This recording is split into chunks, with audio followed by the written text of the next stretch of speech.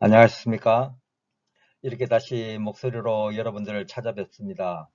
이번 주는 내내 날씨가 무척 화창하였습니다. 코로나 사태로 조금 어두워졌던 우리들의 마음이 화창한 날씨로 인해서 조금 밝아졌으면 하는 바람입니다. 또 이 안식일을 맞아서 기쁨 가운데 안식의 복을 넉넉히 누리시는 저와 여러분들이 되시길 기원합니다. 우리는 이번 기회에 성경 해석학을 공부하고 있습니다. 이 공부는 우리 신앙생활에서 무척 중요하다고 느껴집니다. 여기 누가복음 10장에 있는 말씀을 보겠습니다. 어떤 율법 교사가 일어나 예수를 시험하여 이르되 선생님, 내가 무엇을 하여야 영생을 얻으리이까? 예수께서 이르시되 율법에 무엇이라 기록되었으며 내가 어떻게 읽느냐? 여기에 내가 어떻게 읽느냐는 말씀은 내가 어떻게 해석하느냐라고 말할 수 있겠죠. 그리고 이제 뒤이어서 이웃에 대하여 어떻게 해석해야 하는지에 대하여 예를 들어 준 것이 선한 사마리아인 이야기입니다. 이렇게 어떻게 해석하느냐에 따라서 우리 구원에 큰 영향을 미칠 수 있으므로 이번 기 우리가 공부하는 성경 해석학은 무척 중요하다고 할 수 있습니다. 이제 이번 주 공부할 상과를 공부하기 전에 지난주에 저희가 공부한 이과 성경의 기원과 본질에 대해서 잠시 복습하겠습니다. 성경의 기원은 하나님께로부터 왔으며 모든 성경은 하나님의 감동, 호흡으로 된 것으로 성령의 감동하심, 그러니까 영감을 받은 사람들이 하나님께 받아 기록한 것입니다. 그리고 성경의 본질은 구원에 필요한 생명의 말씀, 즉 말씀이 육신이 되신 예수님, 육화 되신 예수님이라고 할 수 있겠죠. 그리고 이 말씀을 바로 이해하고 실행하기 위해서는 성령의 도움이 필요하다는 것을 우리가 공부하였습니다. 이제 이번 주 3과 예수님과 사도들의 성경관에 대해서 공부하겠습니다. 그러니까 예수님과 사도들이 어떤 관점으로 성경을 대하는가를 공부하겠습니다. 먼저 교과를 공부하기 전에 예수님 시대의 성경에 대해서 잠시 알아보겠습니다. 예수님 시대의 성경은 지금 우리가 가지고 있는 신약, 구약 이런 성경이 아니었다고 합니다. 그러니까 신약은 있을 수 없었겠죠. 예수님 시대의 성경을 타나크라고 불렀는데 그 타나크는 토라, 느빔, 크투빔 이렇게 세 부분으로 나누어져 있는데 토라는 모세오경을 말하는 것이겠죠. 그래서 창세기, 출애굽기, 레위기, 민수기, 신명기라고 할 수 있겠죠. 그렇게 5권. 그리고 느비임은 역사서들과 선지자들의 글을 가리키는데 여호수아, 사사기, 사무엘 상하가 아니고 그냥 사무엘 한글어로 되어 있고 열왕기도 마찬가지, 열왕기, 이사야, 에레미야, 에스겔 그리고 그 소선지서 12권을 그냥 12권 해갖고 총 8권으로 되어 있었다고 합니다. 그리고 크투빔 해갖고 문학적인 글들 그래서 시편, 잠언, 욥기, 아가, 룻기 에레미야, 에가, 에스터, 전도서 그리고 에스라하고 느헤미야는 하나로 되어 있었고요. 그 다음에 역대기도 마찬가지 상하가 아니고 역대기 해갖고 모두 11권의 책으로 되어 있다고 합니다. 먼저 토라, 모세오경에 대해서 알아보겠습니다. 우리가 신약 성경을 읽을 때 모세오경이 이렇게 다르게 표현되어 있는 것을 기억할 필요가 있습니다. 먼저 율법으로 표현되어 있는데요. 예를 들어서 마태복음 5장 17절 말씀입니다. 내가 율법이나 선지자를 폐하러 온 줄 생각하지 말라. 폐하러 온 것이 아니요 완전하게 하려 함이라. 여기서 우리가 율법을 십계명으로 한정지어서 이해할 때가 많은데요. 여기서 율법은 모세오경이라고 할 수 있겠습니다. 그 다음에 모세라는 표현입니다. 마태복음 19장 7절 보겠습니다. 여짜오되 그러면 어찌하여 모세는 이혼 정수를 주어서 버리라 명하였나이까? 여기에서 모세는 모세오경이라고 할 수 있겠죠. 그리고 또 누가복음 24장 44절입니다. 또 이르시되 내가 너희와 함께 있을 때 너희에게 말한 바 곧 모세의 율법과 선지자의 글과 시편에 가르쳐 기록된 이 모든 것이 이루어져야 하리라 한 말이 이것이니라 하시고, 여기에서도 모세의 율법과 할 때 그 모세의 율법은 모세오경을 가리킨다고 할 수 있겠죠. 이렇게 모세오경을 가리키는 단어들이 율법, 모세의 율법, 이렇게 이러한 단어들로 기록되어 있는데, 이 단어들을 이해하면 바르게 우리가 성경을 바르게 해석하는 데 도움이 될 것 같습니다. 이제 8건으로 구성된 느빔에 대해서 알아보겠습니다. 느빔은 선지자 또는 선지자의 글이라고 표현되어 있는데요. 예를 들어 보겠습니다. 먼저 누가복음 16장 29절 말씀입니다.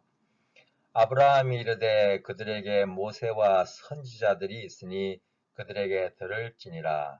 여기에서 선지자는 느빔을 가리킨다. 그러니까 8건 모두를 가리킨다고 할 수 있겠죠. 또 이르시되 내가 너희와 함께 있을 때 너희에게 말한 바 곧 모세의 율법과 선지자의 글과 시편의 나를 가리켜 기록된 모든 것이 이루어져야 하리라 한 말이 이것이라 하시고, 여기에 누가복음 24장에 있는 말씀에서도 선지자의 글과 했을 때 선지자의 글은 느빔 8건을 말하고 있다고 할 수 있겠습니다. 다음 크투빔은 11권의 책으로 되어 있는데요. 그게 대표적인 책이 시편입니다. 그래서 시편으로 표현되어 있죠. 여기 또 이르시되 내가 너희와 함께 있을 때 너희에게 말한 바 곧 모세의 율법과 선지자의 글과 시편의 나를 가리켜 기록된 모든 것이 이루어져야 하리라 한 말이 이것이라 하시고, 여기에 시편은 크투빔, 그러니까 11권의 책을 모두 말하는 것이라고 하겠습니다. 그리고 또 누가복음 24장 27절에 이에 모세와 모든 선지자의 글로 시작하여 모든 성경에 쓴 바 자기에 관한 것을 자세히 설명하시니라 했을 때, 근데 우리 성경에서는 모든 성경이라고 이렇게 되어 있는데요. 이 영어 성경을 보면 전부 scripture, 그러니까 글들이라고 되어 있어요. 그래서 이 모든 성경에는 크투빔이 포함되어 있는 것을 알 수 있습니다. 이제 이러한 것을 기억해 두시고 이번 주 교과를 시작하겠습니다. 기억절입니다. 예수께서 대답하여 이르시되 기록되었으되 사람이 떡으로만 살 것이 아니요 하나님의 입으로부터 나오는 모든 말씀으로 살 것이라 하였느니라 하시니, 마태복음 4장 4절 말씀입니다. 일요일 소재 기록되었으되, 예수께서 대답하여 이르시되 기록되었으되 사람이 떡으로만 살 것이 아니요 하나님의 입으로부터 나오는 모든 말씀으로 살 것이라 하였느니라 하시니, 마태복음 4장 4절 말씀입니다. 이 말씀은 이제 예수님께서 침례 받으시고 40일 금식하시고 이제 강야에 가서 마귀에게 시험을 받는 장면입니다. 그래서 마귀가 이 돌로 떡덩이가 되라 했을 때 예수님께서 거기에 대해서 하신 말씀입니다. 그래서 기록되었을 때 사람이 떡으로만 살 것이 아니요 하나님의 입으로부터 나오는 모든 말씀으로 살 것이라 하였느니라 하시니, 그러니까 신명기에 기록된 말씀을 가지고 시험을 물리쳤습니다. 그 다음에 또 예수께서 이르시되 또 기록되었을 때 주 너의 하나님을 시험하지 말라 하였느니라. 그리고 이게 두 번째 시험이었고요. 또 세 번째 시험에도 이에 예수께서 말씀하시되 사단아 물러가라. 기록되었을 때 주 너의 하나님께 경배하고 다만 그를 섬기라 하였느니라. 이렇게 세 번의 시험에서 예수님은 모두 기록되었을 때 라는 말씀으로 대응하셨습니다. 즉 예수님은 사단의 공격과 기만을 다루기 위해서 곧장 다른 것이 아닌 하나님의 말씀으로 나아가셨습니다. 이는 우리 모두에게 중요한 교훈을 줍니다. 성경만이 우리 신앙의 최종적인 표현이자 기초이다. 그래서 예수님은 하나님이셨지만 성경의 권위와 능력에 의지하셨고 사탄의 시험과 공격에 오직 말씀으로 이기셨으며 성경의 권위를 바탕으로 사역을 시작하셨습니다. 영감의 교훈에서 오직 성경만이, 그러나 하나님은 이 세상에서 오직 성경만을 모든 교리의 기준과 온갖 개혁의 기초로 삼아 지지하는 백성을 두실 것이다. 학자들의 의견, 과학의 이론, 종교회의에서 정한 신조나 결정은 사람들이 대표하는 교회와 다수의 의견에 따라 다양하고 되지 않을 수도 있다. 그러나 어떤 종교적 신앙에 관하여 그 가부를 결정할 때는 위에 열거한 것들의 전부나 그 하나에 좌우되어서는 안 된다. 오직 성경만으로 교리의 기준과 기준을 삼을 것을 각시대 대쟁교에서는 말하고 있습니다. 월요일 소재, 예수님과 율법. 내가 율법이나 선지자를 폐하러 온 줄로 생각하지 말라. 폐하러 온 것이 아니요 완전하게 하려 함이라. 마태복음 5장 17절 말씀입니다. 예수님은 제자들에게 하나님의 말씀과 율법에 순종하라고 가르치셨다. 그분께서는 성경의 권위와 타당성에 관하여 의심의 기미조차 없었다. 오히려 그분은 계속 성경을 거룩한 권위의 원천으로 언급하셨다. 그분은 사두개인들에게 너희가 성경도 하나님의 능력도 알지 못하는 거로 오해하였도다. 마태복음 22장 29절 말씀인데요. 지금도 그렇지만 그 당시에도 사두개인들은 성전을 중심으로 해서 활동하는 사람들입니다. 그래서 하나님의 말씀을 잘 알 것 같았는데 이 사람들은 부활이 없다고 믿었기 때문에 예수님에게 시험한 거죠. 그래서 치형제가 있는데 마지가 장가 들었다가 죽어서 상속자가 없으므로 그 아내를 그 동생에게 물려주고 또 둘째도 그렇고 셋째도 그렇고 일곱째까지 그렇게 했는데 최후에 그 여자도 죽었나이다 하면서 그런즉 부활 때 7 중에 누가 아내가 되리까 하니까 예수님께서 말씀하시기를 너희가 성경도 하나님의 능력도 알지 못하는 거로 오해하였도다. 부활 때에는 장가도 아니가고 시집도 아니가고 하늘에 있는 천사들과 같으니라 이렇게 말씀하시면서 성경에 대한 지식이 성경을 오해하는 그러한 것에 대해서 말씀을 하셨습니다. 그래서 예수님은 성경과 그 교훈에 대한 지적인 지식만으로는 진리를 깨닫거나 그보다 더 중요한 진리신 하나님을 알기에 부족하다고 가르치셨습니다. 또 선생님 율법 중에서 어느 계명이 크니까 예수께서 이르시되 내 마음을 다하고 목숨을 다하고 뜻을 다하여 주 내 하나님을 사랑하라 하셨으니 이것이 크고 첫째 되는 계명이요 둘째도 그와 같으니 내 이웃을 내 자신과 같이 사랑하라 하셨으니 이 두 계명이 온 율법과 선지자의 강령이니라. 여기서 강령이라는 말은 일의 어뜸이 되는 줄거리라고 할 수 있겠죠. 법관에게 주신 이 진술에서 예수님은 거의 1500년 이전에 모세에게 주신 십계명을 요약하신다. 많은 그리스도인은 여기서 예수님이 새 계명을 주셨고 그 결과 구약의 율법이 신약의 복음으로 대체되었다고 성급하게 결론 짓는다. 하지만 사실 예수님이 가르치고 계시는 것은 구약의 율법에 기초해 있다. 그리스도께서는 율법을 더 온전하게 드러내신다. 또 예수님의 말씀과 행동은 종종 당시 유대인들의 사고방식과는 거리가 멀었습니다. 하지만 그분이 반대하신 것은 율법 자체가 아니라 율법에 대한 당시 유대인들의 해석이었습니다. 마찬가지로 바울이 쌓아온 것도 율법이 아니라 율법주의였습니다.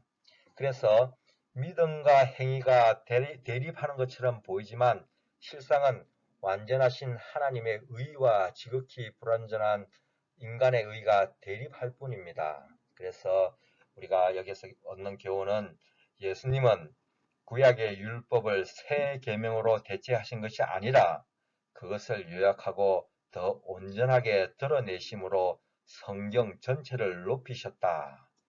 화요일 예수님과 모든 성경.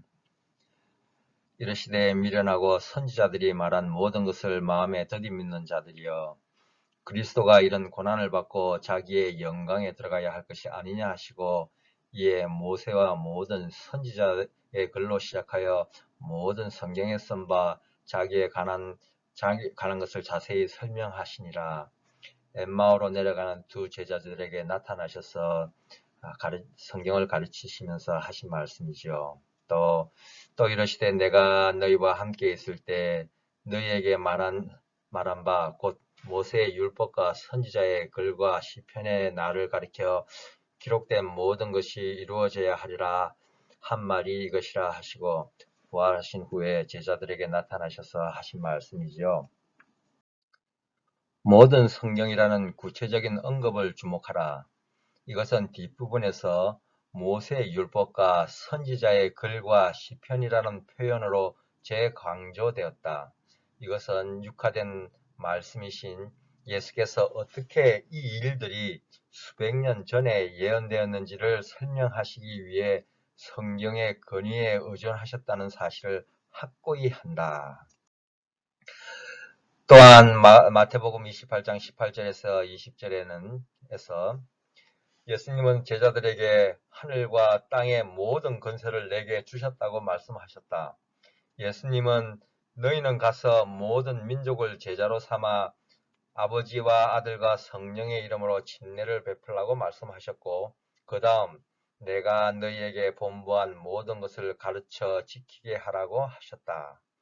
그분의 가르침은 전적으로 성경을 기초로 한다. 예수님은 예언적인 말씀의 권위에 기초하여 오셨고 성경 예언의 성취로서 하나님께 순종하셨다. 교훈, 부활하신 이후에 제자들에게 나타나신 예수님은 그분에 관한 이 일들이 예언의 성취임을 보여주시고 그들에게 모든 성경의 권위에 순종하라고 가르치셨다. 예수님께서 성경을 기초하여 가르치신 가르침에 우리는 전적으로 순종하여야 할 것입니다. 이제 수요일 소재, 예수님 그리고 성경의 기원과 역사. 예수님은 성경에서 말하는 것이 하나님의 말씀과 동일하다는 의미에서 성경을 하나님의 말씀이라고 가르치셨다. 그 기원은 하나님께 있으므로 성경은 삶의 모든 측면을 위한 궁극적인 권위를 담고 있다. 하나님은 역사를 통해 일하시고 성경을 통하여 그분의 뜻을 인류에게 계시하신다. 예를 들어 마태복음 19장 4절 5절에서 예수님은 모세가 기록한 말씀을 인용하셨다. 그런데 그 말씀을 가지고 사람을 지으시니가 본래 그들을 남자와 여자로 지으시고 말씀하시기를 그러므로 사람이 그 부모를 떠나서 아내에게 합하여 그 둘이 한 몸이 될지니라라고 하셨다. 예수님은 성경에 이르기를이라고 하지 않고 사람을 지으시니가 본래 그들을 남자와 여자로 지으시고 말씀하시기를 이라고 하심으로 창세기 기자가 기록한 것을 창조주의 말씀으로 돌렸다. 비록 그것이 모세에 의해 기록되었을지라도 하나님은 여기서 그 말씀의 진술자로 간주되신다. 또 경고의 기별을 전하시던 중에 예수님은 노아의 때를 이렇게 묘사하셨다. 홍수전에 노아가 방주에 들어가던 날까지 사람들이 먹고 마시고 장가들고 시집가고 있으면서 홍수가 나서 그들을 다 멸하기까지 깨달지 못하였으니 인자의 임함도 이와 같으리라. 마태복음 24장 38절 39절 말씀입니다. 예수님이 하나님의 심판이라는 엄청난 조치를 하나의 역사적인 사건으로 언급하셨다는 증거는 충분하다. 여기서 보면 노아의 때의 상황을 말씀하시면서 마지막 때에 있을 일들도 말씀하셨습니다.